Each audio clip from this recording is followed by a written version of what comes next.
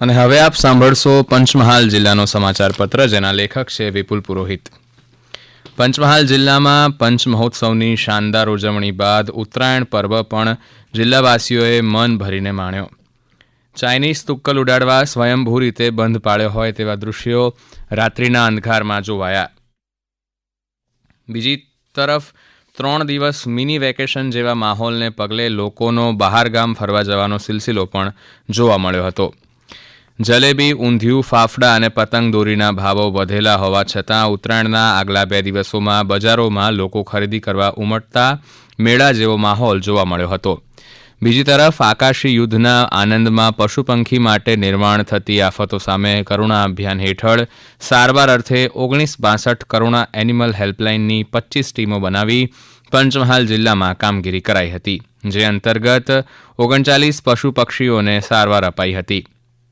પતંગ દોરીથી પંચમહાલ જિલ્લામાં 7 વ્યક્તિઓને ઈજાઓ થઈ હતી અને તેઓને સિવિલ હોસ્પિટલમાં સારવાર અપાઈ હતી.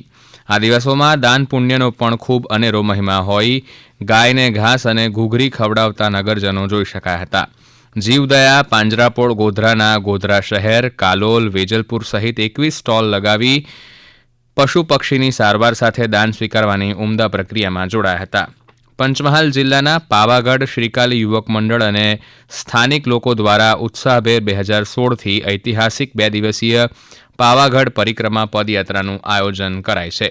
પાવાગઢ તળેટીમાં આવેલ વાઘેશ્વરી માતાજીના મંદિરેથી પાવાગઢ સેવા સમિતિ સભ્યો સહિત અન્ય મહાનુભાવોએ 44 કિલોમીટર લાંબી આ ઐતિહાસિક પરિક્રમાનો આરંભ કરાવ્યો હતો.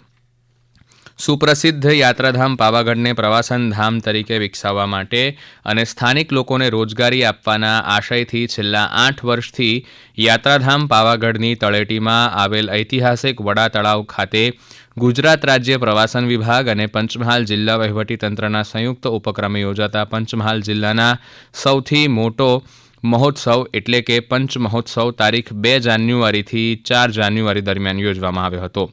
8મા તબક્કાના પંચ મહોત્સવનો ગુજરાતના આદિજાતિ વિકાસ, પ્રાથમિક, માધ્યમિક અને પ્રૌઢ શિક્ષણ મંત્રી ડોક્ટર કુબેર ડિંડોરના હસ્તે પ્રારંભ કરાવવામાં આવ્યો હતો અને અત્યાર સુધીમાં યોજાયેલા પંચ મહોત્સવના તમામ ગીતોનું વિશ્વના 200થી વધુ ડિજિટલ પ્લેટફોર્મ પર એકસાથે લોન્ચિંગ કરવામાં આવ્યું હતું. અલગ અલગ પ્રવૃત્તિઓ થકી આકર્ષણનું કેન્દ્ર બનેલા પંચ મહોત્સવના બીજા દિવસે બાળકો માટે નેચર ટ્રેલ યોજવામાં આવી હતી. આ નેચર ટ્રેલમાં જયપુરા પ્રાથમિક શાળાના બાળકોને માંડવી ઇકો ટુરિઝમ સાઇટ ખાતે આવેલ બટરફ્લાય ગાર્ડન તથા ફોરેસ્ટની મુલાકાત કરવામાં આવી હતી.